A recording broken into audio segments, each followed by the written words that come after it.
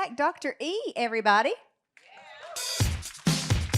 She's alive. There it is. Weird science. There you go. Can you dance for us? Oh, I can. But you gotta put a good song on. Who could dance to that? I'm ready. Okay. Thank you all for the eventual head nods that I had to coerce out of you. Thank you. Okay. I have two different things going on here. Okay. Gut, skin, Alzheimer's. I think now, after the intro, you should kind of get a sense of how they're all connected. Because before coming in here, what does the gut and the skin and Alzheimer's or anything else have to do with anything, right? Timer. Thanks. Okay, so let's see.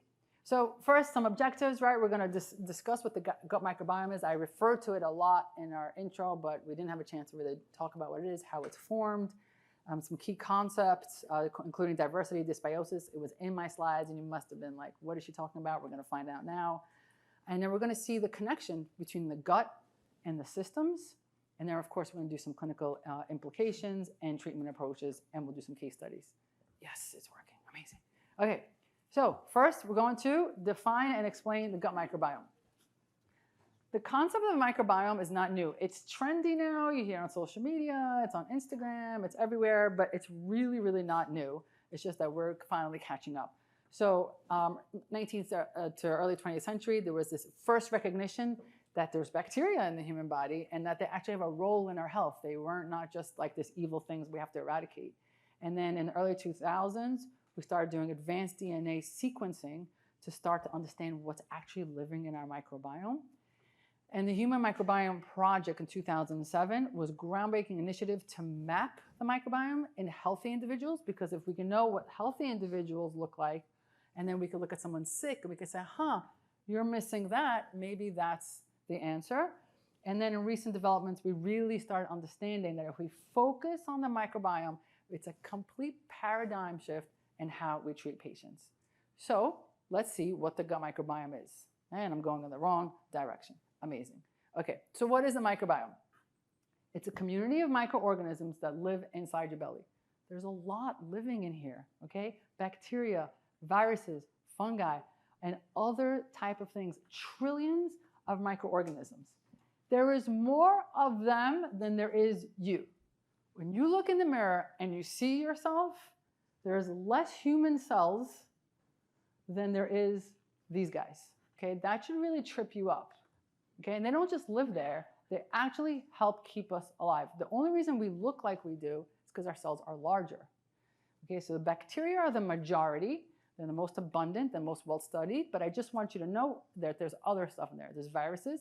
Some of the viruses actually help us keep the bacteria in line because we don't want overgrowth.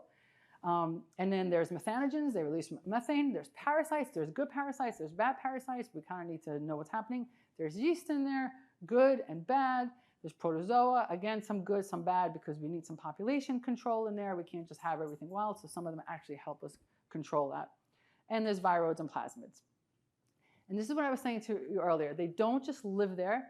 You can't live without them. They actually work to support your physiological functions. And when it's disrupted, that's when we get sick. So where is it located? So it's located everywhere, right? From your mouth until where it comes out, this is where you take the external world and you're putting it inside of you, right? Everything that's on your table, everything that's on your spoon, everything that's on your cat, everything that's all coming inside of you and living in your microbiome. All right, and now the reason the largest intestine has a little bit of an asterisk is it has the highest concentration. There's some supporting organs there as well. By the way, it's not, even though we're focusing on the gut, microbiome is not just in the gut. There are other microbiomes in the skin, in the nose, in your lungs, in your vagina, your urinary tract. The bladder is not a sterile area. You know, we know that as nurses, like, oh, you got to keep sterile procedure. You should. We don't want pathogenic things in our catheters. But it's not actually a sterile area. The bladder has its own microbiome, which is really important for people who have bladder issues like interstitial cystitis, just FYI in case you're suffering. So there are microbiomes everywhere. So why is it so important? So let's start with the obvious, right? Digestion, nutrient absorption. We gotta take the nutrients out of our food, right? We have to eat, we have to get the vitamins out of there. So that's kind of important. There's enzymes in there, and it helps us break it down. Just so you know, we would not be able to break it down, our food, if we just had our amylase and our protease.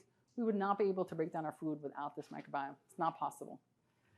And then the less obvious reasons, okay, so we understand it's digestion and there's absorption, but there's also metabolic pathways, which will kind of resonate for you, right? It regulates blood sugar. There's bacteria in there. It helps us regulate our blood sugar. By the way, SCFAs, short chain fatty acids, they're going to be coming up like on every other slide. I just want you to, when you see SCFA, short chain fatty acids, just think good guys. Good guys. We need short chain fatty acids. We need them. We need them. They're going to come up in a lot of diseases. So our microbiome helps us regulate our blood sugar, helps affect our fat storage, modulates energy. Now we know what energy, we were thinking mitochondria, but in this case, we're also thinking about calories. How do we take the energy out of our food? Our mitochondria does all that. But a little less obvious, but maybe not so much after you had this intro, is the bugs inside our belly affect our hormones. They protect us from pathogens, both from the bacteria that they'll notice a bad guy and they will, eat him up. But also we have we're going to get to an entire lining that makes sure that if we eat something funky from that table, we don't necessarily die. That is all happening inside our microbiome. And it helps support our immune system. So inside of there, some of the bacteria's job, and we're going to get into that a little bit more, is to figure out who's good, who's bad, who do we got to get out of the system, who do we have to fight, all in an effort to keep us healthy. But of course, there's more. My team did a great job with these pictures. Okay. There's the gut we're going to talk about is connected to the brain. The gut is connected to the skin. The gut is connected to the immune issue, the lung, the liver, the muscle, the bone. Remember when we said earlier, it's a different way of looking systems biology. We're still looking cardiovascular, integumentary, musculoskeletal. No, everything is connected. Everything is very hard to get out of that mindset because we're so used to highly specialized medicine. And there's room for it. But when we're talking about the patient, we have to see how are things connected. And you'll see in this lecture that the gut microbiome affects everything. So we understand that in functional medicine, it views the gut as the key to the overall health. Because if I'm telling you it affects everything, then the first thing I have to do if you're unwell is fix your gut. That doesn't mean it's the only thing, but it's certainly a top thing to have to fix. Because if your belly's not well, I'm certainly not going to go earlier with that question of like the plastics, right? Yeah, maybe I shouldn't microwave my Tupperware, but let's first fix what's going on in our plastic. So that's why we start with the gut health, okay? I don't want to oversimplify that everything is belly, but you have to start there because you're going to see that it is in charge of everything. And if you want it, you have to balance your microbiome in order to prevent chronic diseases or reverse chronic diseases. Okay, the microbiome is not stagnant. It is dynamic and responsive. It's constantly changing minute by minute, second by second. Now that is both a strength and its vulnerability. It's strength because we can fix it. We can move the levers and change our microbiome. But it's vulnerable because it's susceptible to things, right? Every time we take a dose of antibiotics, we're changing our microbiome. Every time we take prednisone, we're changing our microbiome because, right, it's going to feed different things. Every time we put something inside of us, it's going to change our microbiome. So it's great because it responds to things and we can really intervene, but it also means that, as you saw in my case studies, one GI upset and all of a sudden that's the cascade for your autoimmune issue. So it's our strength and our weakness. However, we now can understand, once we really internalize that the microbiome is everything, we can understand that if we move the levers of the microbiome, right? I add a little bit more probiotics, I take some of the bad stuff out. If I move the levers of the microbiome, I can move the levers on our health, right? That was the first objective. So now we talked about it, we're getting a sense, microbiome is important, but how do we even get a microbiome? What do I do to microbiome? What is it? How did it come about? This is what it looks like. This little illustration shows you that your microbiome starts when you're in the belly. As you're crawling, picking stuff up, you're adding to the microbiome. The more you're around, we all know that these kids are petri dishes, right? They're picking up, but that's good. We need that. We need to develop the microbiome. It needs to be messy in there. We want that mess. And it keeps getting bigger and bigger. And then notice what happens in old age. It starts to decline, which means let's start thinking that if we're dealing with geriatrics, if we're dealing with our moms and our dads, we have to start thinking what's happened in the microbiome. They tend to eat the same thing over and over again. Their microbiome gets less diverse. We want to put this image in your mind and say, maybe we really need some probiotics. Maybe we need to add some more, greens or mushrooms or whatever. Gut microbiome starts at birth. Vaginal delivery versus C-section is a different experience.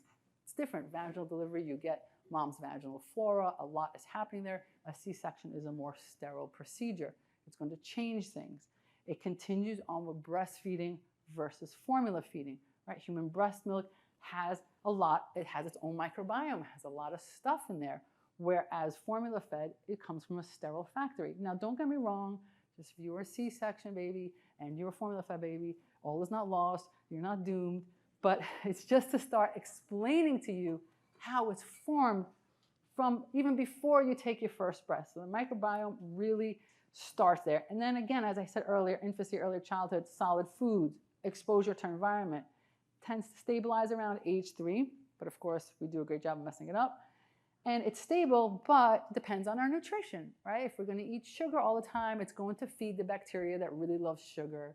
And if we eat green leafy vegetables, it's going to feed the bacteria that love green leafy vegetables. So if you think of this kind of like as an aquarium with fish, the kind of food you're going to put in there is going to determine who survives in there. So that's what happens with adulthood. You're going to learn, and also antibiotics, right? If we take antibiotics, they kill indiscriminately. So if I take antibiotics for my pneumonia, it's going to wipe out a whole bunch of stuff in my microbiome. And then as we age, I mentioned microbial diversity decreases with age, and that's something we have to continuously talk about. So far, we understand, we're starting to understand. I would like to orient you where we are in the lecture. We're starting to understand where we are, how microbiome helps us maintain our overall health. We've learned how the gut microbiome forms and evolves over time. Now we're going to see how a disturbance in the microbiome can lead to health issues. Okay. So key concepts including diversity, dysbiosis, and leaky gut. These are 3 things that you really need to understand in functional medicine and about the microbiome. So the first is diversity. It's exactly what it sounds like. We need a diverse microbiome. Diversity is always good. And the more diverse your microbiome is, the more robust your health is likely to be. Okay? So, and you're going to see in a moment why that is. And why a loss of diversity is linked to various diseases. Dysbiosis is a state of imbalance. It's like a city. You have some good guys, you have some bad guys, you have things that are more productive, less productive, and there needs to be harmony and balance. And there's different types of dysbiosis. Either you don't have enough good bacteria, aka maybe I need some probiotics. I have too much of the bad kind, right? Like we saw in SIBO, and there's too much overgrowth, or there's just loss of microbial diversity. That happens a lot with patients who are, this is to your earlier question about weight loss. Oh, I'm just gonna eat grilled chicken for the rest of my life, okay? You're gonna lose your microbial diversity if you do that, okay? You need to have diversity. You can't keep eating the same thing over and over again. So what causes dysbiosis? High sugar, high processed food intake, and low fiber diets. Fiber is essential. Think of fiber as another form of that fish food I was talking about. Fiber, you need fiber in to feed, to make these good guys happy. So if you have high sugar, low fiber, you're not going to feed the right ones. Antibiotic use, as I mentioned, it just wipes things out, and then your microbiome is constantly changing. But also PPIs. Everyone is on omeprazole, right, or pantoprazole. I don't get paid by them either, obviously. So that is going to change your microbiome, because in an effort to reduce the reflux, because you won't give up the white wine, your red wine and red sauce, right? Because you won't give it up, we're going to give you some PPIs. That changes the pH balance of your microbiome.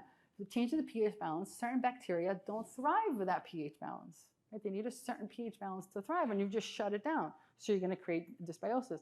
NSAIDs does the same thing. Steroids do the same thing. Doesn't mean you can't use it, but temporarily fix the issue. Get them on some probiotics as soon as possible. Lifestyle factors, of course, chronic stress. If you're not moving, it's going to cause dysbiosis. If you're not sleeping, it's going to cause dysbiosis. And of course, if you're exposed to anything, it's going to cause dysbiosis. And the important part is that dysbiosis doesn't just stay in the belly. If we get one thing from these lectures, the understanding that everything is connected. So if I have a dysbiosis, I will have systemic issues. If I have a dysbiosis, my joints will hurt. If I have dysbiosis, my brain will hurt in the sense of brain fog and difficulty concentrating. It will agitate my nervous system. It will give me skin issues, which we'll see. So dysbiosis is not just a belly issue. It's not a GI issue. It's an entire system issue. Microbiome resilience and stability. So we understand that it's dynamic. We understand that it moves. We understand that it changes depending on what we eat, right? But there is some resiliency. It's not like every time I eat a meal, it goes off. So there's some stability. If you have a good microbiome, you're going to have some stability and some resilience. And this is why some people can recover more readily from an assault versus others, right? So that patient who says, both me and my wife got sick, and she was out for the count, and I was fine in one day. You have to start thinking, whose microbiome is a mess, right? Why are we not able to recover? Of course, there's many factors, but one of the things is microbiome. If your microbiome is a mess, right? We're always thinking, oh, comorbidities. Somebody's not doing well with the flu because they also have diabetes, and they also have cholesterol, so when they got the flu, it knocked them out, put them in the ICU. Sure, that's true, but there are other factors that make people less resilient, and part of that is the microbiome. So we talked about the fish that live in there, the bacteria that live in there. Let's talk about the actual lining, because this brings us to another topic, which we're going to get to, which is leaky gut. So this is the lining of inside your GI tract. If you notice, you see those like kind of horizontal equal signs. Those are called tight junctions. So everything above these guys are like your food, and there's pathogens in there, and they don't go through because those tight junctions don't let them in. Whatever's supposed to go through is going to go through appropriate transport through the cells, but they're not going to go through those tight junctions. And that is a protective barrier. It keeps us from not being sick. It is an important part of how we stay alive, right? So it helps to absorb nutrient. It's a barrier. It's also an immune interface, right? Because you saw there was a pathogen there. So that's the first time a pathogen, I just ate something off this table and a pathogen just came in. My first immune response is going to be in that gut lining. It's going to be like, okay, what is this? What are we doing? How are we attacking it, right? Sometimes when you have food poisoning and then you have diarrhea, what is that? That's a response in here that's like, oh, this is not good. This has got to go. So it's an actual immune response. All of that is happening in the gut lining. Now, if the gut lining is disrupted, that's called leaky gut. You don't see it on endoscopy. I don't want you to go to GI and say, hey, do an endoscopy, do I have leaky gut? She's like, what are you talking about? Right? It happens on a molecular level. So when the gut lining is disrupted, that becomes an issue, because now look, those equal signs over there and where it says leaky gut are broken. Now those pathogens can get in. Now instead of us just kind of pooping it out or managing it with immune response, they're getting in. What happens when they get in? They get in and they cause a systemic reaction. This is why the person who says, I'm so sensitive to food right now, every time I eat that avocado, my psoriasis gets worse, because they think that certain parts of the avocado has gotten through that shouldn't. The body's mounting a response to it, and that response is systemic, okay? Or the person who, ever since the GI issue, now has all this joint pain, because now we have a leaky gut and certain things are able to get through that shouldn't get through, and now we have a systemic reaction. So there's keeping the bacteria good inside, but there's also talking about keeping the actual barrier on point. All right, so a quick understanding of how it works. So you have the disruption of these equal signs, those tight junctions. Lots of stuff can get in. You have this chronic inflammation. There is something called LPS, lipopolysaccharides, which is basically bad guys, okay? So LPS is bad guys. Short-chain fatty acids are good guys, because you're going to have a lot of acronyms here, so I want to make sure we're all following good guys and bad guys. These are bad guys. We don't want LPS in. LPS, if we see them in our food, we should just poop them out. If I have leaky gut, they're going to go through that little equal sign and create a systemic response, and this triggers the Hashimoto's. This triggers the rheumatoid arthritis. This triggers the cognitive issues. It's the fact that things are going through that shouldn't go through, right? This is why we are so focused on the gut. These are the clinical implications: autoimmune disease, chronic conditions, mental health disorder, depression, anxiety. First, treat the microbiome before you put someone on Zoloft, if you can. Or put them on Zoloft, treat the microbiome, help them get off the Zoloft. Nutrient malabsorption. These are the clinical implications of leaky gut. So what causes it? I think we're all getting a sense. For some people, it's gluten. For some people, it's alcohol. Without questioning, there are two really, really big contributors. But infections, this is why on the case studies, ever since I got back and I had that GI issue, that has opened up those equal signs, and now we have this issue. Chronic inflammation. I'm constantly unwell. I'm stressed. I have mold toxicity. I have chronic Lyme. I'm constantly inflamed. That's going to affect those equal signs and open them up. And now we have a new problem. I already have Lyme. Now I have leaky gut. Now I'm sensitive to gluten. And it's like this cascade of things that's happening. And medications. Your medications are not benign. None of the medications are benign. They all are going to affect the belly. This is a conversation that I have with my patients a lot. I'm like, listen, if you really want the antibiotic for your 2-second cold, I'll give it to you. But I just want to let you know I wouldn't take it, and here's why. I'm not going to argue with you. I'll write it if you want it, because I don't want a 1-star review. But, but I'm going to empower you with that decision. You all felt me on that one. Okay. Okay. Okay, so we understand the microbiome, we understand the disturbances and balances, we've learned our key terms. Let's see how those trigger systemic inflammation and cause chronic diseases. Okay, so now this one's a little bit dense. The slides are dense, we're not gonna read them, but I want you to have them, okay? This is the connection between the gut microbiome and other organ systems, so you can start understanding gut, brain, gut, brain, gut, brain, gut, brain. Anyone who has concentration, brain fog, Alzheimer's, dementia, brain, belly. Okay, gut, brain. I can't stress it enough. It's a bi-directional. Talks both ways, from gut to brain, brain to gut. Okay, so you have a central nervous system and your enteric nervous system, your nervous system inside your belly. They're constantly communicating. Okay, serotonin. This is what I told you earlier. 90% of your serotonin is made in your belly. This should blow your mind. When I first learned this, I almost fainted. This should blow your mind. The clinical implication of this is crazy, right? Because if we give SSRIs, SNRIs, what are we doing? We're preventing reuptake, like the body's making it, and we're going to block reuptake so we can have some more serotonin lying around so I can feel better and feel happier. How cool would it be, instead of preventing reuptake, if I could just produce more? If I could just help my belly produce more serotonin and reach its maximum capacity. This is what I'm saying, anxiety and depression. It's a microbiome issue. Let's fix that first. GABA. GABA is calming, right? GABA is calming. Where is it made? In the belly. These two bacteria right here are the ones who make it. So if our belly's off, if our microbiome diversity is not good, we're not making enough GABA, we can't calm ourselves. So medications like benzone or barbiturates increase GABA release. How cool would it be if we just made our own GABA, or we optimize our ability to make GABA? Short-chain fatty acid, remember I told you the good guys, and something called BDNF, brain-derived neurotrophic factor. Big word. I want you, when you see BDNF, I just want you to think Miracle Grow. Miracle-Gro for the brain.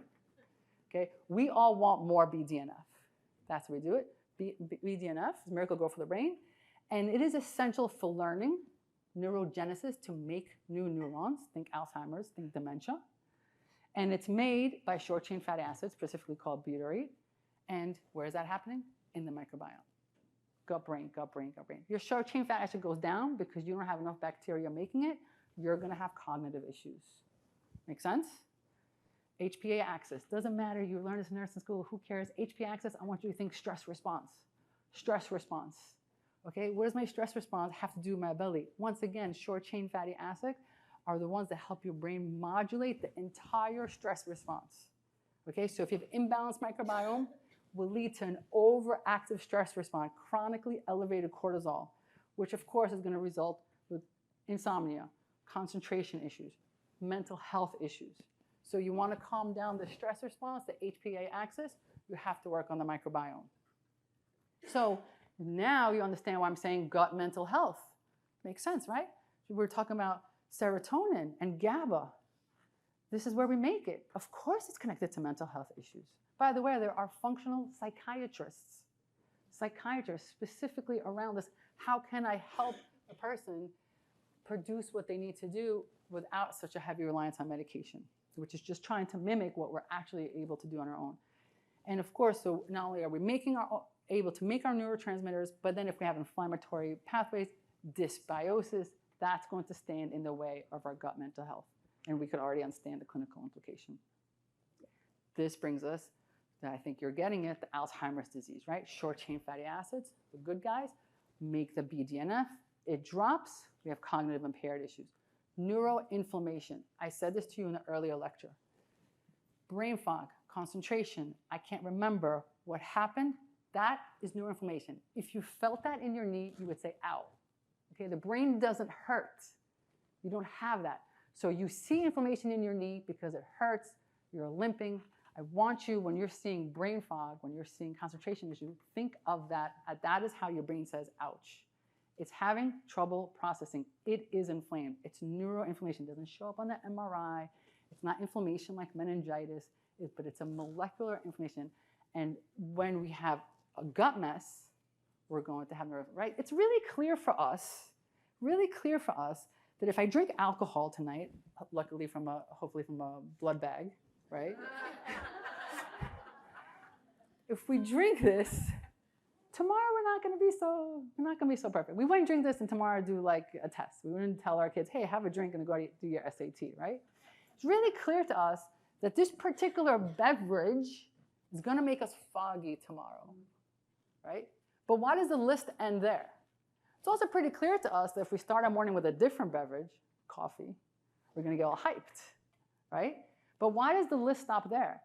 It's true for so many foods, for so many things that you're introducing to your body, that they are actually modulating what's happening in your brain. Okay, so think about that with every bite. I don't mean to scare you, but that's how it is. Okay, so clinical implication, healthy gut microbiome slows cognitive decline, reduces the risk of Alzheimer's.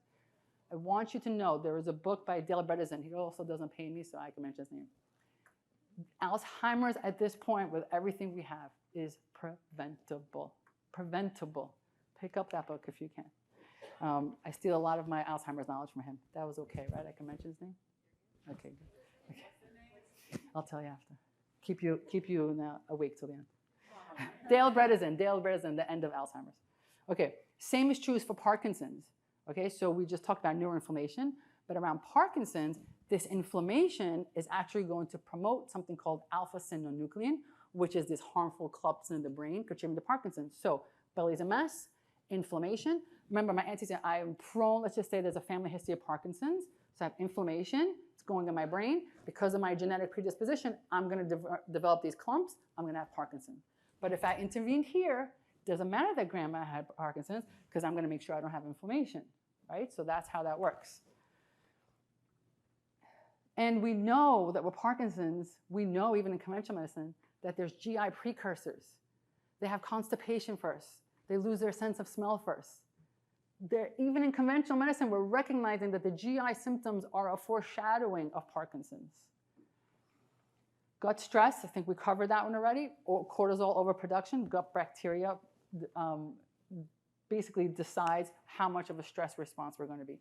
So yes, of course, there's stressful things are happening in your life, but if you're stuck with your foot on the pedal and you're constantly stressed, even when nothing else is going on, one of the reasons is because your body's continuously producing cortisol, and that has to be modulated. More on gut-brain. The gut will affect your blood-brain barrier, right? Inflammation and certain bacteria will absolutely open up your blood-brain barrier, which we don't want, right? We want to keep that protected.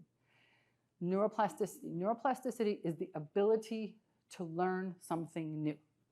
When you're just born, you learn everything. You're learning how to walk, you're learning a language, maybe two, you're learning math, you're learning how to eat, you're learning how to hold a spoon. You're constantly learning. As we age, you stop learning. It's harder to remember things. It's harder to learn a new language. We really like, oh, don't make me go back to school and do another test, right? We do someone, yeah, you're nodding, thank you. That's because I love my nodders. That's because we lose neuroplasticity as we age. The brain actually prunes. It's like, oh, you don't need this. You're not learning the language. Let's just prune that away. So we lose neuroplasticity. But if we increase our good guys, our short-chain fatty acid, we can reawaken that. we can reawaken neuroplasticity in people, which should be like making you, I don't know, maybe I'm just a nerd. Okay, sleep regulation.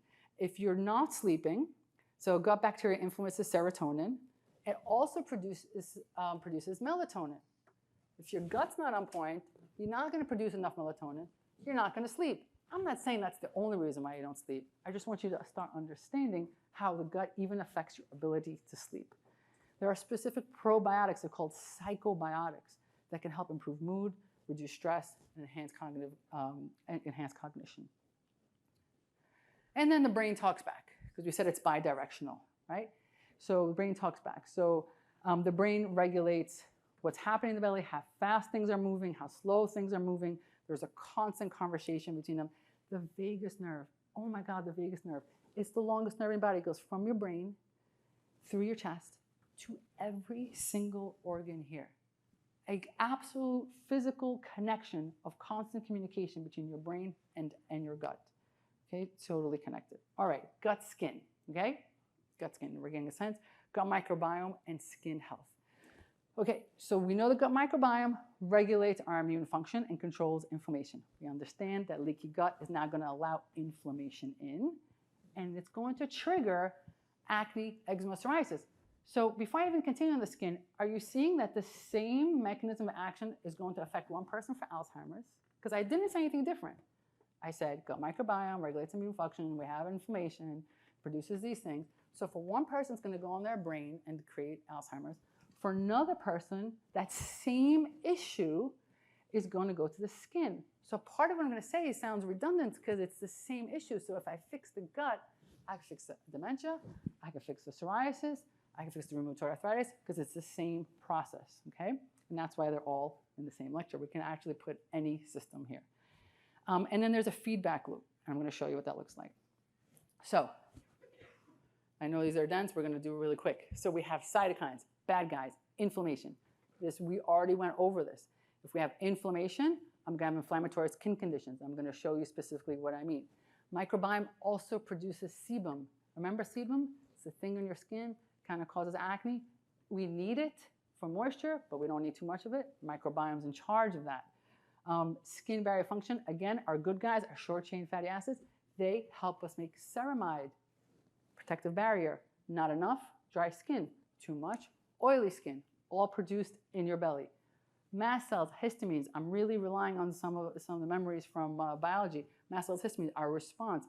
Our gut is going to be in charge of that response. Are we going to respond to every single thing we touch? Are we going to have hives every time we touch something? That is from the belly. We already know that serotonin is made in the gut, but did you know that there's serotonin receptors in the skin that also influence inflammation? So if I'm not making enough serotonin for my brain, I'm definitely not making enough for my skin. And then vitamin D also is metabolized in the gut. So let me show you what that looks like.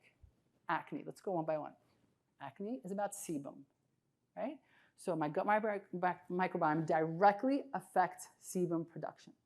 So if I have dysbiosis, I'm going to maybe overproduce sebum, clogging the hair follicles, leading to acne.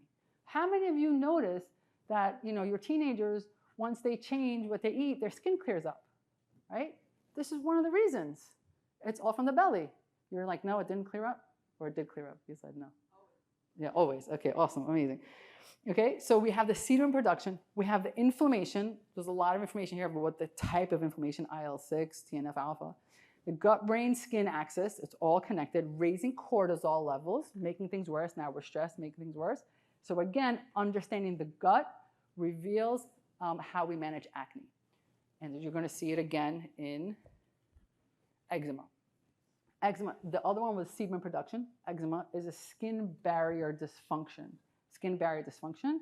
And again, a weakened skin barrier becomes more permeable, allowing things to penetrate, triggering an immune response from eczema. It's an immune response for eczema. People who have eczema need to change their diet.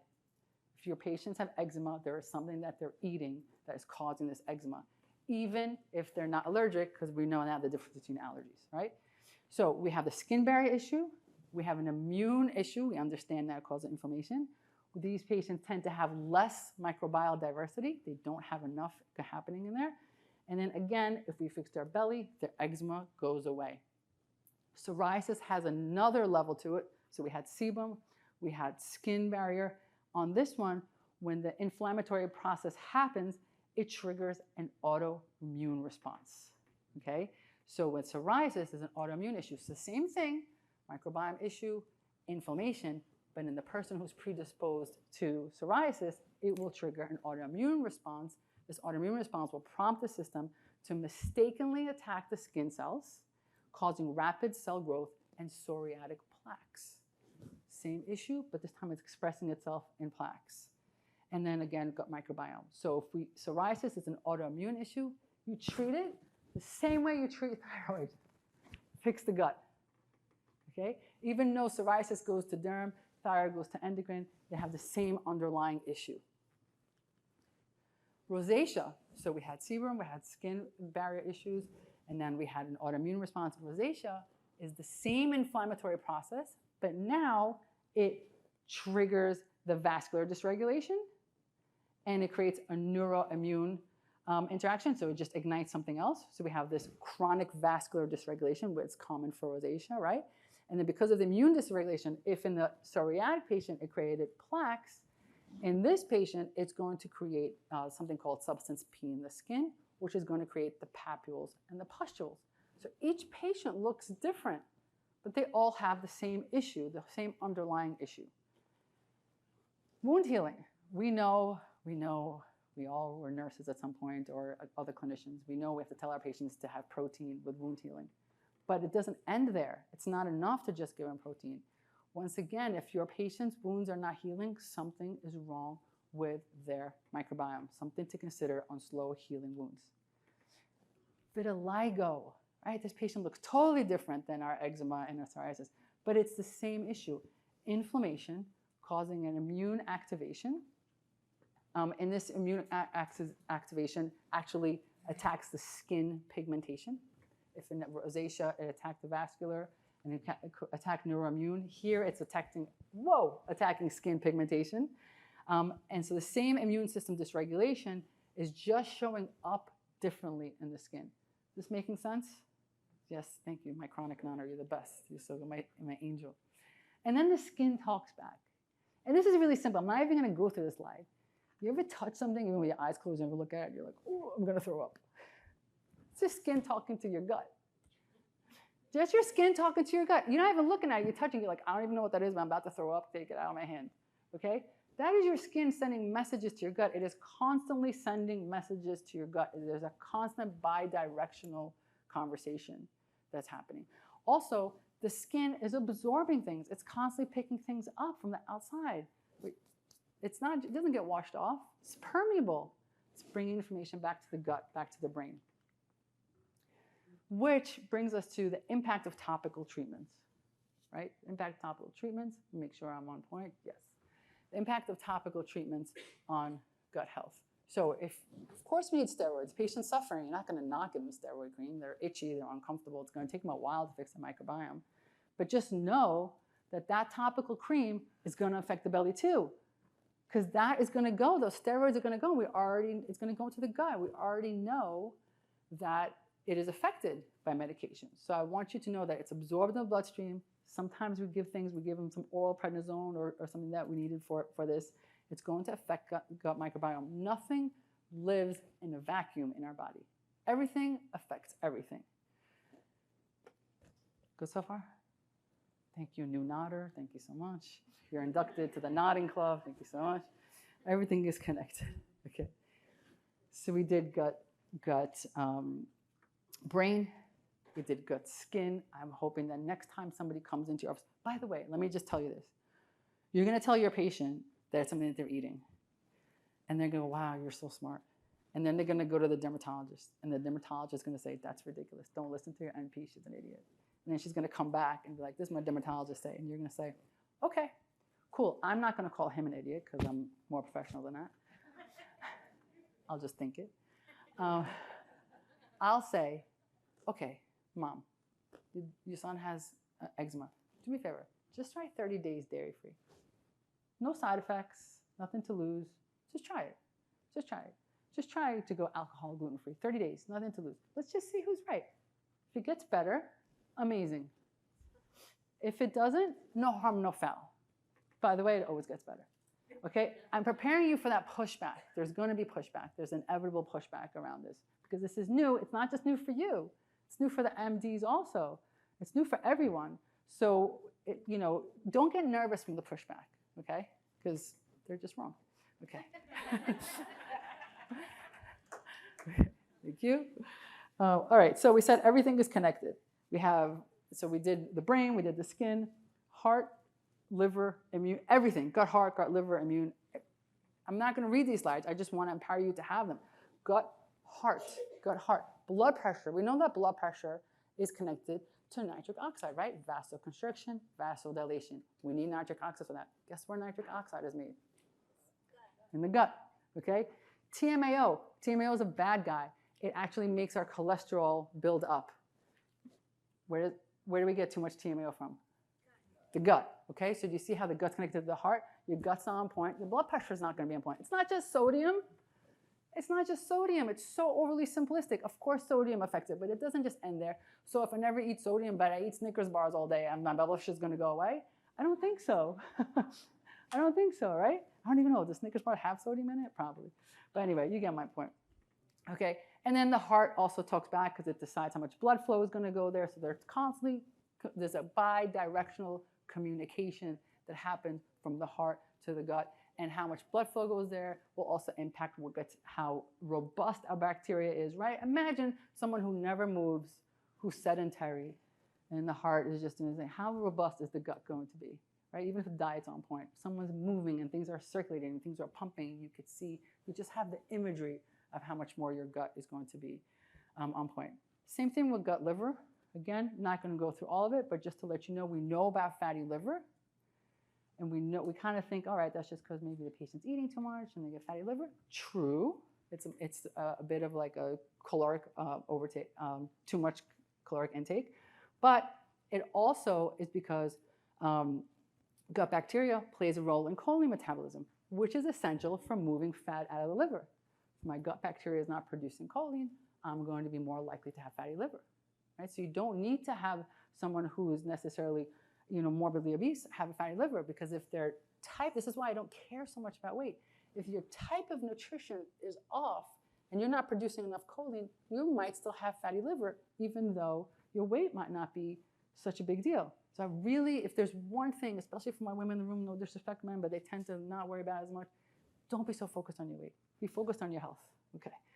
Bile acid metabolism, again, gut bacteria converted primary to secondary bile acids. So again, fatty liver, if our gut bacteria is not producing bile acids, we're going to have a fatty liver, right? So these are other ways to look at fatty liver besides caloric intake.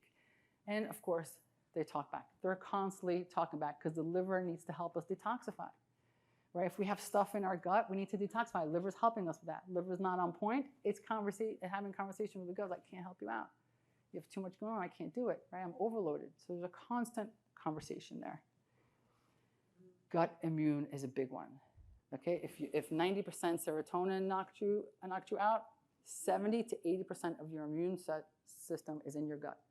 70 to 80% of your immune system is in your gut. How can you possibly be healthy? How can you possibly manage your autoimmunity?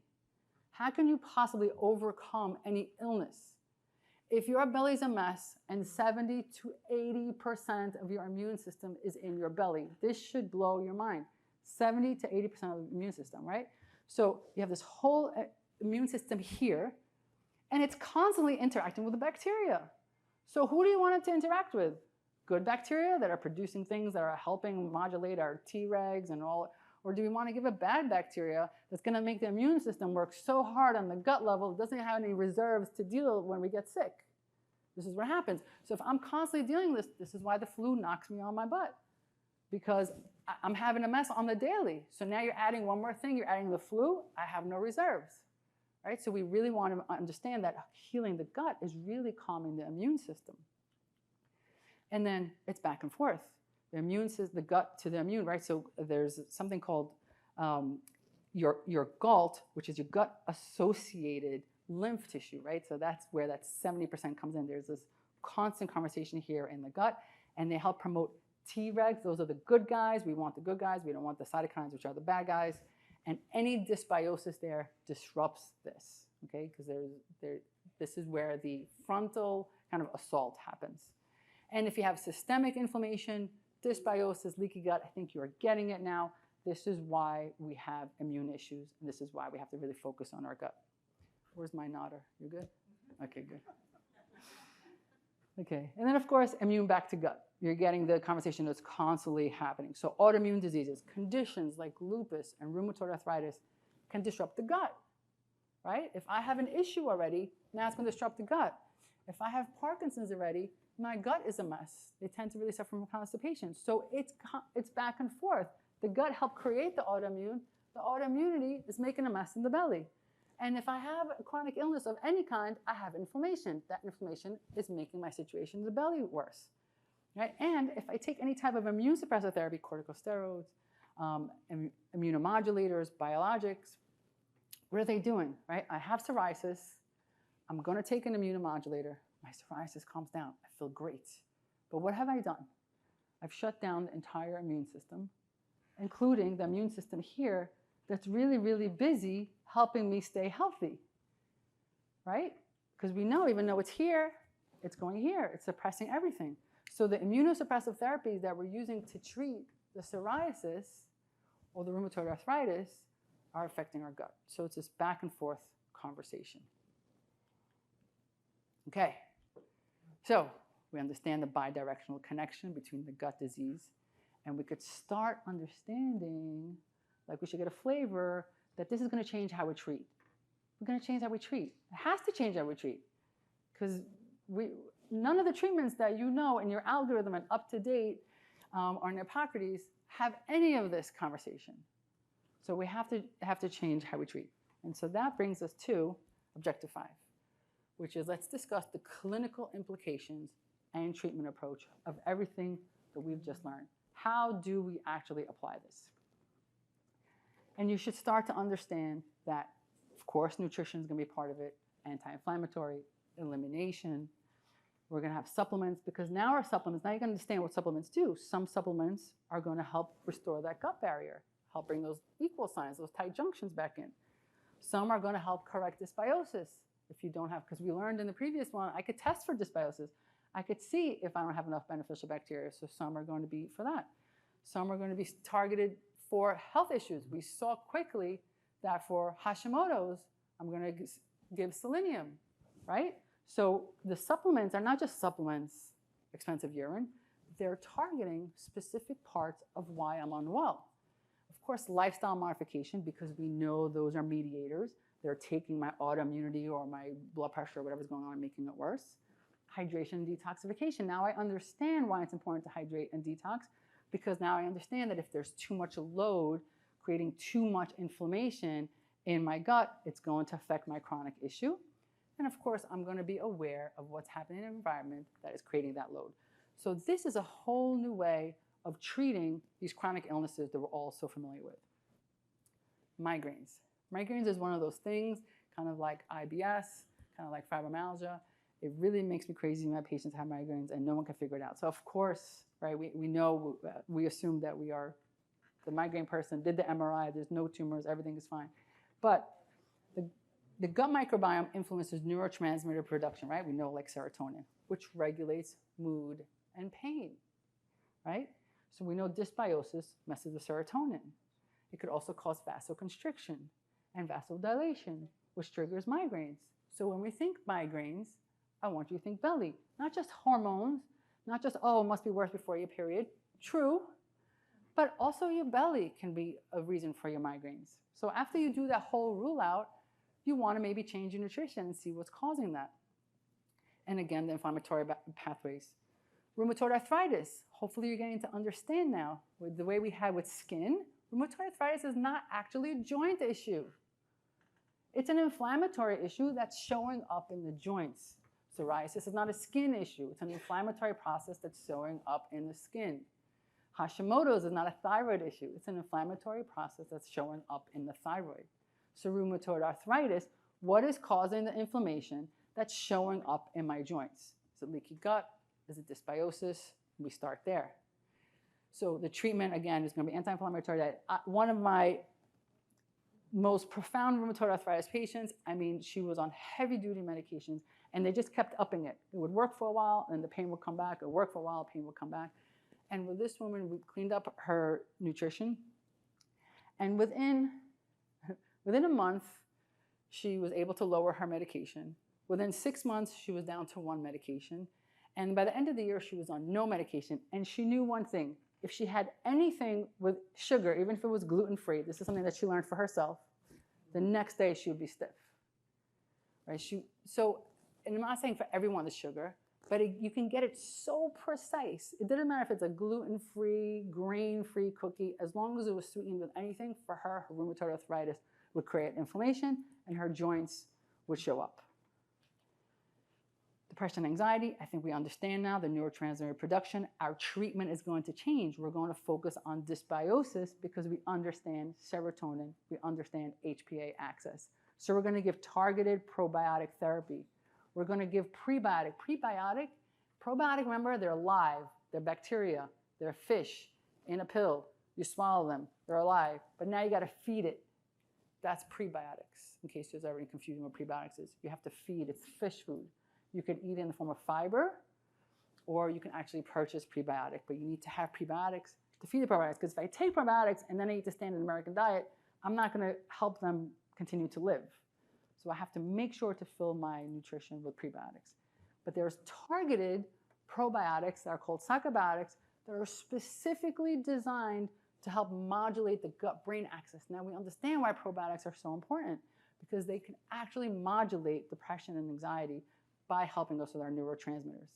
And so this person, of course, we're going to personalize nutrition, and we're going to do the usual testing. Well, the new usual. Right? We already know how eczema happens, so our treatment's going to be different. We're going to change the diet. Right? The first thing you do with an eczema patient is an elimination diet. And then once it calms down, you gradually reintroduce. You find what's causing the inflammation, and you can gradually reintroduce. It doesn't have to be forever, by the way, sometimes. And then there's probiotics specifically for that, and key supplements specifically for that. But it's a whole new way of treating eczema. Gut cancer. Okay, everyone's scared of cancer, but what are we doing in our gut to prevent? Now, that doesn't mean if I have my gut microbiome is on point, I'm never going to get cancer. But it's all about reducing risk. Just like it doesn't mean if I never smoke, I'm never going to get cancer, but I'm going to reduce the risk. So there's a lot that we can do in our gut to reduce the risk of getting cancer, right? Certain gut bacteria metabolize into carcinogens. So if I have a lot of bad guys that like to metabolize into carcinogens, that's not going to work out. Dysbiosis can lead to chronic inflammation, and we know that inflammation is an environment that's conducive to cancer. Cancer is inflammatory, it likes inflammation, it will make things grow. Inflammatory pathways like NF-kappa B will enhance tumor progression. We can control that if we reduce the inflammation in our belly. Immune system interaction. A balanced microbiome supports immune surveillance, right? Constantly checking out, is there anything carcinogen going around? Is there anything cancerous going around? There's a constant surveillance that's happening in your body. If it is busy managing inflammation and dysbiosis, surveillance is not going to happen. Short-chain fatty acids are good guys. They're anti-cancer, right? You're all going to run and buy short-chain fatty acids after this one. There are good guys. They're anti-cancer. So again, we start seeing different clinical implications of what we could do for our belly to reduce and prevent cancer. And this, as I said earlier, the immune surveillance. And reducing inflammation, I mentioned that before. Hormone-related cancers. In the microbiome, I'm giving you a lot of information. Just, you don't have to obviously remember any of this, but it's just to shift you from what you were thinking before coming into this. There is something called the estrobolome. It's part of the microbiome that is designed to metabolize and create estrogen. Dysbiosis can alter that. So that can increase your risk for hormone-sensitive cancers. So bottom line from this paragraph, if your microbiome's off, your estrobolome is off, more likely to create estrogenic and estrogen derivatives, more likely to have estrogenic cancer risks. So we optimize the gut, we reduce cancer risk. Dietary interventions with high fiber, polyphenol-rich foods, supplements, advanced therapies. There is something out there called, I just need you to know it exists, fecal microbiota transplantation. It's actually FDA approved for certain issues here like C. diff, chronic C. diff, right? Well, in other countries, it's used to manage many other things, okay? Including, I don't want to get too out of control, but including autism. There's a lot that can be done with fecal microbiome. And if you can understand now that your microbiome causes so many diseases, and if for some reason you can't get your microbiome right, and we've mapped what a healthy microbiome looks like, how cool would it be if we could say, okay, this person has this illness, what can I do to help match this microbiome? You know, I'm giving them probiotics. How cool would it be if we could do a transplant? It's not really used in this country a lot, but in other countries it is used with amazing results. But now we understand why. Because it's quick and easy to get that microbiome fixed, right? Probiotics take time, diet takes time, but if you're really, really unwell and we could transplant that, that's a pretty cool concept. I have to just take a quick moment to talk about toxins and detoxification because everyone kind of hears it. It's a lot on Instagram and people think if I just have more lemon water, I'll be detoxified, maybe hug a tree. It's not how it works. I wish it did. I'd hug trees all day. So I just want you to know that we are constantly bombarded with toxins. Every second of every day, constantly. And we have not evolved fast enough as a species to manage the toxins that's in the world. Some of us are lucky. We don't feel it. Although you might not recognize that you're feeling it. You might think, oh, my Hashimoto's is because of my mom, but maybe it's because you're not detoxifying. But we have this constant assault. We're constantly overloaded. And this is causing constant chronic inflammation and something called oxidative stress. And if your gut microbiome is off, it's going to make detoxifying even harder. So if it's already hard because there's so much in the environment and already your detox pathways are overloaded, how much harder will it be if your gut's a mess? Okay, diseases linked to impaired detoxification, autoimmune issues. Any autoimmune, you have to think there's a toxin issue going on. What's happening here? Metabolic syndromes, because it can disrupt insulin issues, contributing to obesity, and of course, cancer, okay? Toxins affect our health. The gut helps us detox from toxins. Strengthen the gut, you strengthen your ability to detox. Right? So it's not hugging trees, it's not drinking water, although you should drink water, and you should hug trees also. But you need to strengthen the gut to strengthen your ability to detox. Okay? This slide, I'm definitely not reading, is just a reminder if you remember phase 1 detox and phase 2 detox, it's the way that you take all the toxins. Here's a quick and easy, don't even read the slide. All the toxins are like fat soluble, and you have to do this pathway to make it water soluble so you can pee and poop it out. This is your phase 1 and phase 2 detox, this pathway. None of it works if your bacteria is off. None of it works. So you're stuck with all this fat soluble toxins, mold, or if you're had a barber that was exposed to so much of the spray, he was not able to get rid of it, constant migraine. So whatever you're exposed to, whatever pollutant you're exposed to gets stuck in your fat and you're constantly unwell because you're unable to make this water soluble to pee and poop it out, and that happens in your gut. Okay, and these are some nutrients if you want to detox support, just because why not? And yes, hydration, regular elimination, but elimination, now your understanding is not just about, are you constipated?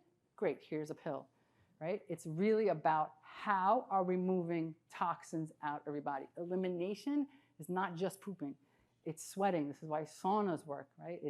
There is so much happening. It's about taking all that bad stuff and getting it out of your body. Okay. I just want you to know I am ahead of time.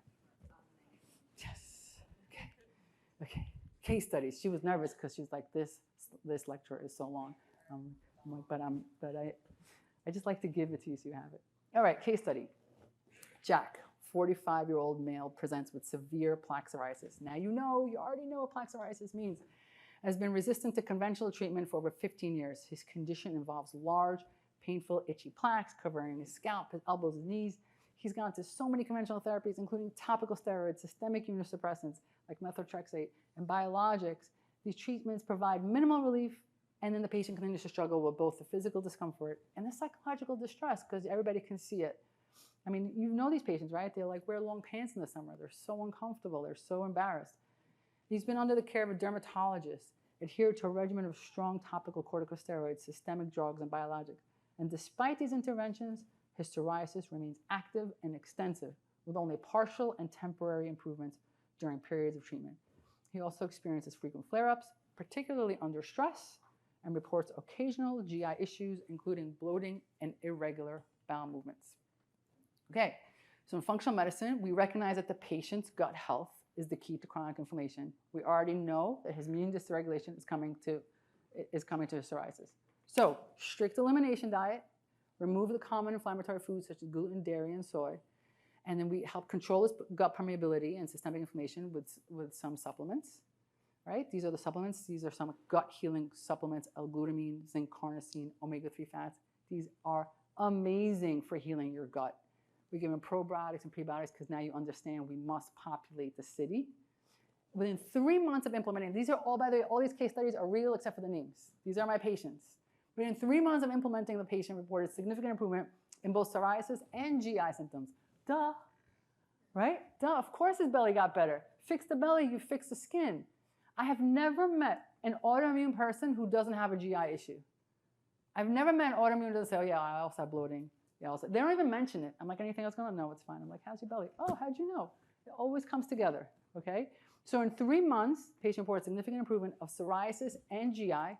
His plaques became less inflamed. By 6 months, fewer flare-ups. The patient also reported better digestion, more regular bowel movements, and improved sense of well-being. And then you start reintroducing, you know, not to teach you like everything, but I just want you to know you don't stay on elimination forever. That would be really difficult. But after you get better, you reintroduce things and you do it in a methodical way until you kind of figure out what are absolute red flag foods for you and what are not. Each person is personalized. Remember I told you there's no algorithm? One person was avocado, another person could be corn. Each person is personalized. It's not a one-size-fits-all. This is why it takes time. This is why you need someone for a year. Anyone who hands you a protocol, a 30-day protocol, run. That's not how it works. They need to guide you through it. And now you understand the scientific rationale behind why it works. Microbiome imbalance.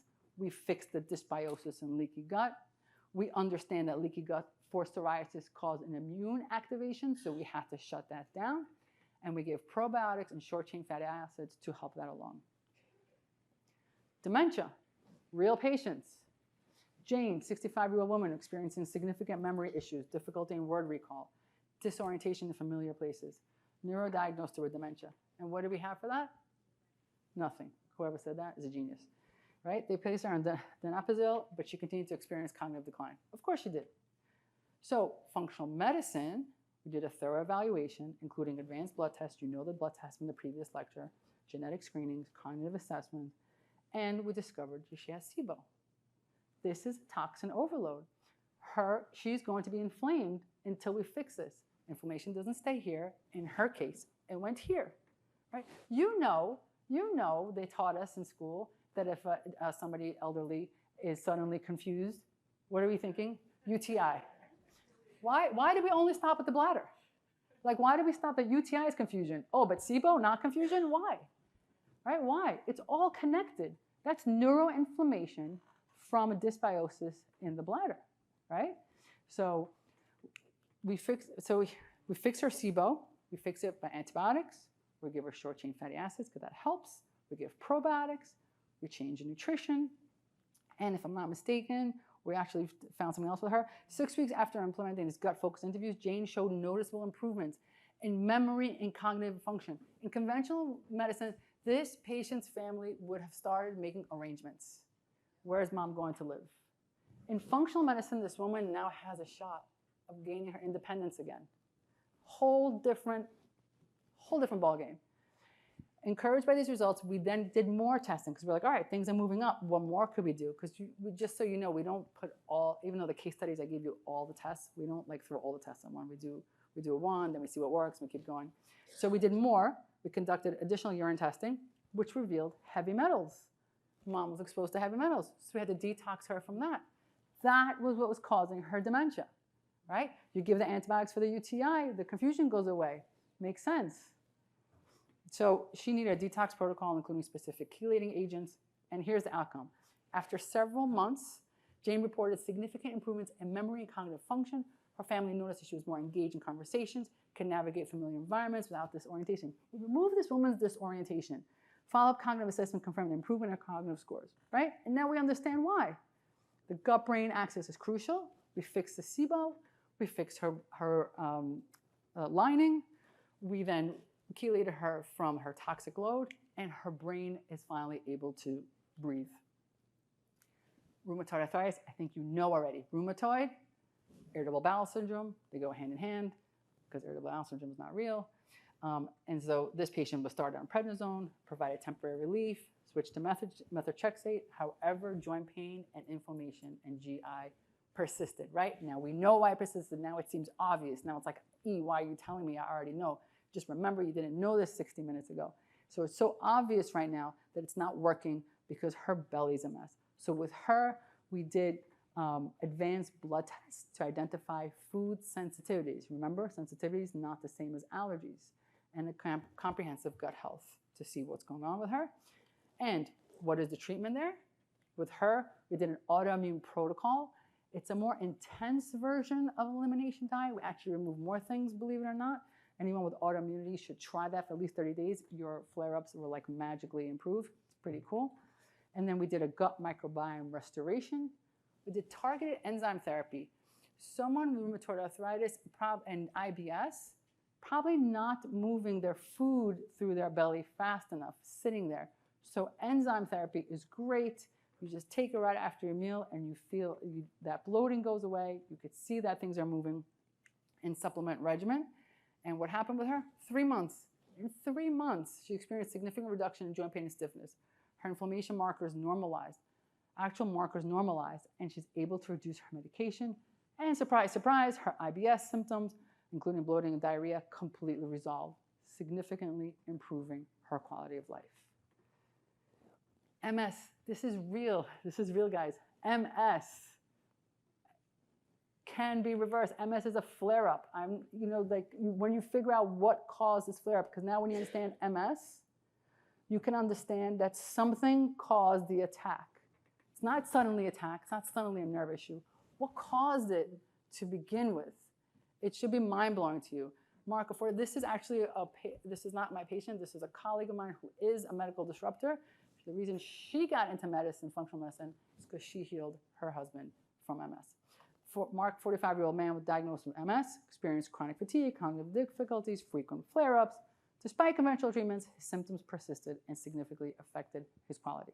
Right, so what does conventional medicine do? Disease-modifying therapies, helps reduce the flare-ups, helps reduce hospitalizations, but we know it's just going to be a steady decline, right? Not much is going to change with these disease-modulating therapies.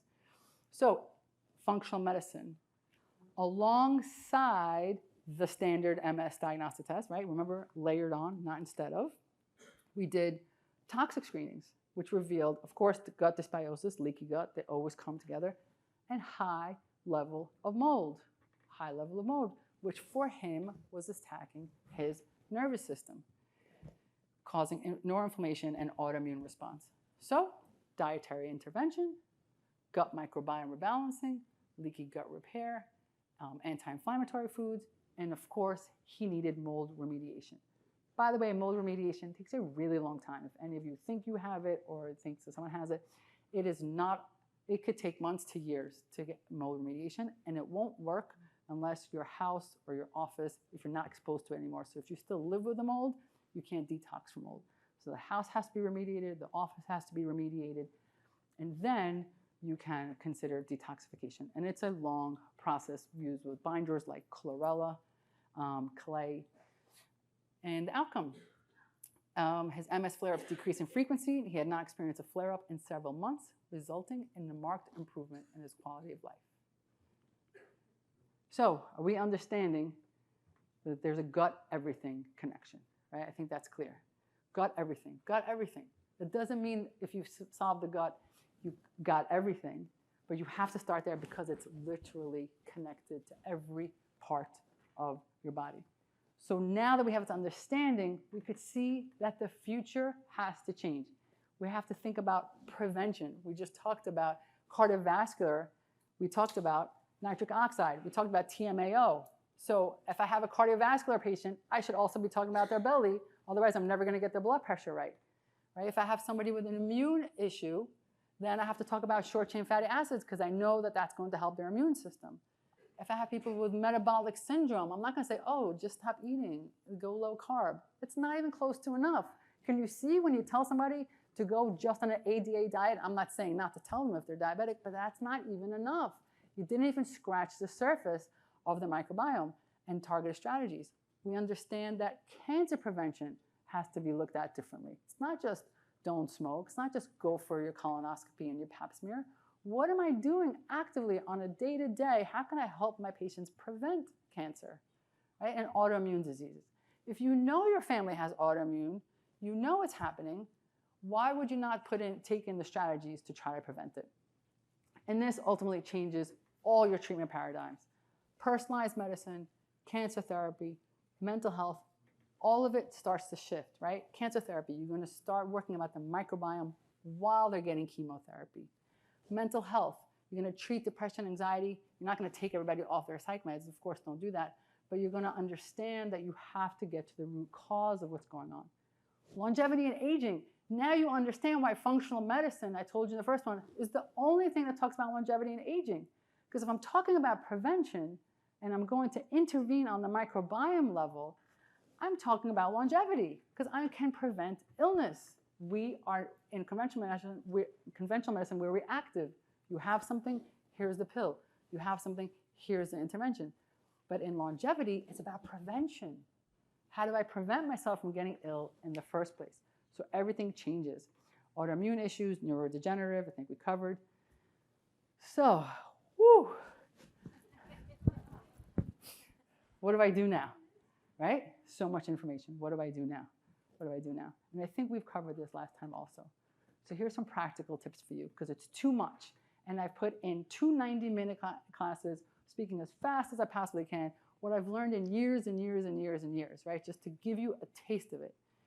So it's not possible for you to go tomorrow and practice it. It's just not possible. It takes more than this. But think about asking about the gut. How is your gut? How is that feeling? I know you're here for your psoriasis. What's going on with your belly? Think about recommending some simple things. Do you ever think of going gluten-free?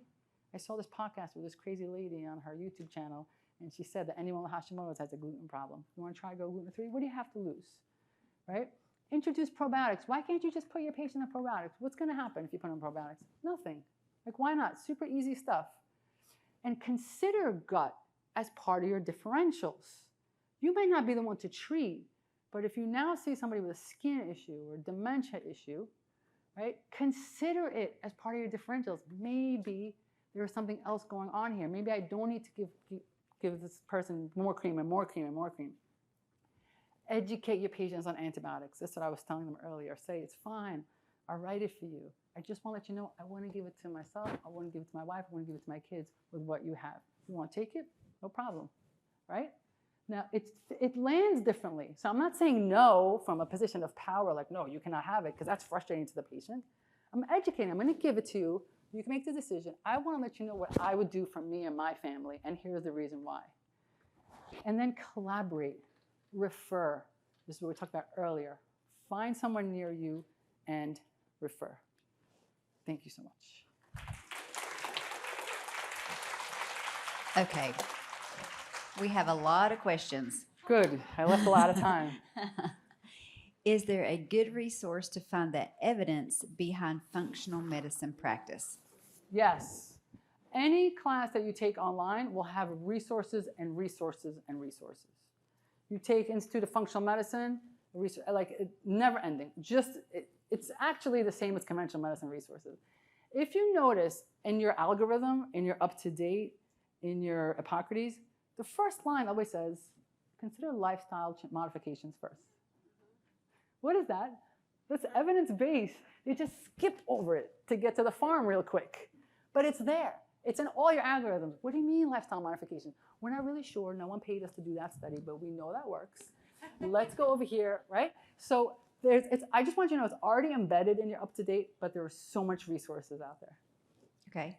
How do you go about determining what supplements are the best quality? For example, specific ingredients or third-party testing organizations?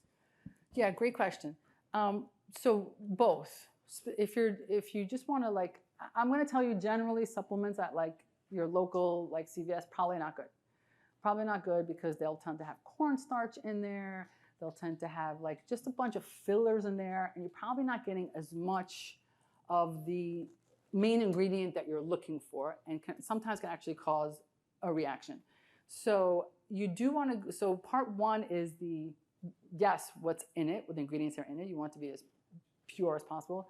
And part two is you want to go to companies that, have spent the money in third-party verifications, that have spent the money and said, yes, come look at our factory, come look at our facilities, and give us that verification. Okay. How do you feel about GLP-1 and gut health? That's a hard question. You really do not want me to walk out here with my legs intact. I did not ask that. Somebody in this There room is no world where GLP-1 is helping your gut health. It's not helping your gut health. It might be managing your diabetes, might be helping you lose weight. It's not helping your gut health because it's stopping your gut from moving. How, after everything you've learned in this today, how could that possibly be good for your gut health? And forget gut health, how could that possibly be good for the rest of your health? Right? So if we have a weight issue, this is what I'm saying. Like, let's stop thinking about a weight issue. Let's talk about inflammation issue. What else is going on in this person's life? Can we modulate the inflammation? And the weight may or may not come off. Why are we so focused on the weight? I want to get you better. And if we have a diabetes issue, let me help you with your diabetes. And I'm not saying not to give it. And a lot of our medications we give and I give, but they are treating a disease. They are not helping your gut, and they are not moving the needle on your actual health.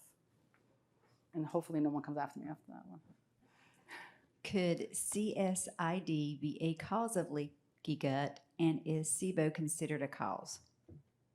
CSID, who wrote that? Congenital sucrose isomaltase deficiency. Oh, Is it from what?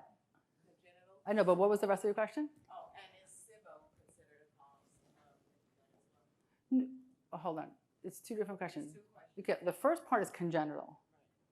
Congenital is congenital, right? That's a genetic issue. So what's your question about that? So typically some people go long-term diagnosis of this isomaltase deficiency. They can't tolerate breakdown. Correct. And so a conundrum of symptoms continue. And I'm wondering if there is a role with leaky gut in terms of that as well. I imagine it would cause leaky gut because they're constantly in a state of inflammation, but I think this is truly a genetic inability to break down.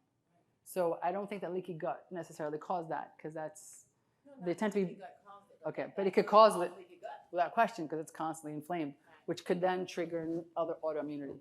Yes. And then your second question was about SIBO. The SIBO, is that a factor in terms of causation for leaky gut as well? Yes, absolutely. Bacteria, any type of assault, infection, anything that is in the bad category. Also, a car accident. Also, when you were a kid and you fell down and you lost consciousness, fell off the horse 10 years ago. That's why I said to you that accident matters. All of that can cause a leaky gut. Yeah, that's a great question. Which probiotic do you recommend the most? Maybe I should start selling them. I really like Apex if you're going through a provider. And there's a company that I like also, Triquetra. And I like them because it's liquid and some people really can't tolerate capsule. And that one you can get without going through a provider. Do you need both pre and probiotics? Yes. So prebiotic helps feed the probiotics. Doesn't mean you have to take it in pill form. If you just eat enough salads and fruits and vegetables, that will feed your probiotics. But if you're trying to get a jump start or you're like it's just hard for you to get it together, then it's great to get it through a supplement. What are your thoughts on Dr. Gundry's approach to gut health? What is Dr. Gundry's approach to gut health? Someone tell me what it is, and then I can tell you my opinion on it. Who asked the question? Carmen? Tell me. No, he has like a specific diet, like you were saying, things to avoid. Like he comments about that you cannot have almond milk. Oh, okay. So, okay, I don't know him or his protocol, but remember, we're trying to not be algorithmic. So if you're getting the advice from a written protocol that is the same for everyone, that's a little problematic. It's a little problematic. This is why functional medicine is so expensive when it's done right. It's so customized. It's the difference between buying something at like a department store and getting something custom made, because your suit is going to be very different. So your protocol. So if it's a one-stop shop protocol that's the same for everyone, problematic. Okay, my wife and I live in the same house. We both have different autoimmune issues. We both eat very healthy. We eat very differently. She gets all her protein from legumes. She does not do well with meat. I do not do well with legumes. I eat meat. She could eat dairy. I cannot. We are both healthy. We are both battling autoimmunity. We have some common denominators, but then a lot of difference. So it really is not a one-size-fits-all. Okay, I'm going to try to put these two questions kind of together because they're very similar. One is creatine supplementation beneficial for Alzheimer's prevention? And also, what supplements do you recommend for Alzheimer's patients? Okay. I don't recommend any supplement for Alzheimer's patients. I recommend lifestyle modifications for Alzheimer's patients, and maybe 10% of that is supplements. So if you walk out of here and think that you can buy 10 supplements and manage any of the chronic illnesses, that would be a mistake. The only person who's going to be happy with that is the person selling you the supplement. I tell my patients all the time, supplements are 10% of the game. But if you're not doing the other 90, it's not happening. So Alzheimer's, the Alzheimer's patient needs to be almost always in ketosis. If they're not intermittent fasting, this is for the Alzheimer's patient, not for everyone else. If they're not intermittent fasting, if they're not constantly almost always in ketosis, no supplement in the world is going to help them. Okay? So we got to start there. We got to start with the basics. The Alzheimer's patient must be walking. They need BDNF. They must be walking. They must be walking outside. What supplement is going to help them if they're not doing that? So there's some basics. The Alzheimer's patient must have their hormones managed. So if it's a female, her estrogen has to be on point, her progesterone has to be on point. If it's a man, his testosterone needs to be on point. Their thyroid needs to be on point. Their cortisol level needs to be on point. Their insulin needs to be on point. If none of that is happening, Alzheimer's will continue. No supplement in the world is going to help that. Does that make sense? Okay. Are colonics helpful for gut health, or is this just the latest social media trend? That's a great question.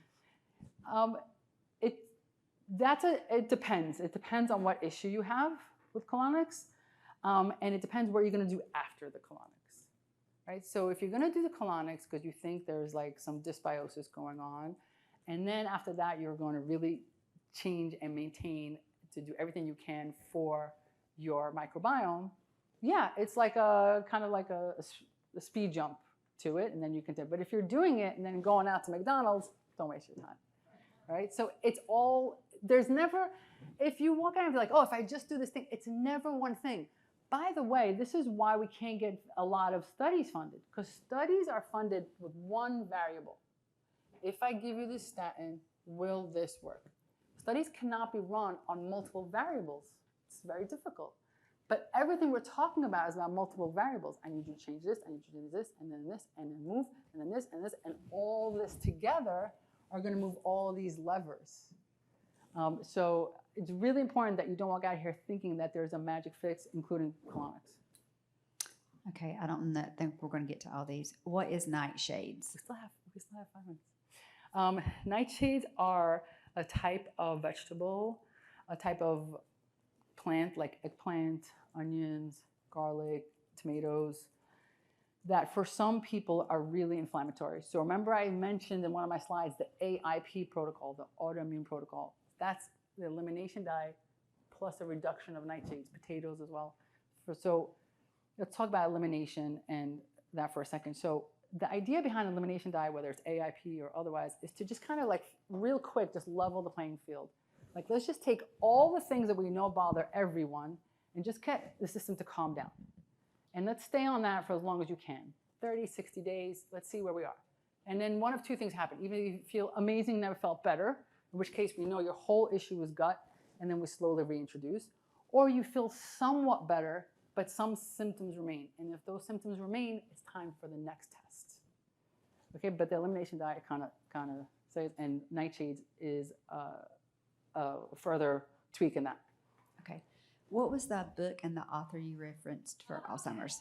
Dale, D-A-L-E, he's also, I just interviewed him a few weeks ago. Bredesen, B-R-E-D-E-S-E-N. And I think it's called either Alzheimer's Protocol or The End to Alzheimer's, but yeah. What else do we have? Okay, we'll take one more. What are your thoughts on mushrooms and the role of preventing and possibly treating some cancers? There are newer studies showing that mushroom therapy can be very beneficial. You're back to that thinking, whoever asked this question, you're back to that thinking that one thing will make a difference. There is some literature that suggests that that supplement, in addition to everything else, can help. There are no magic bullets. We still have 3 minutes, Lisa, if you want. Actually, that may be 3 minutes off. It's 12:30. Oh, okay. Sorry. Thank you so much. That was amazing. Thank you so much. Yay.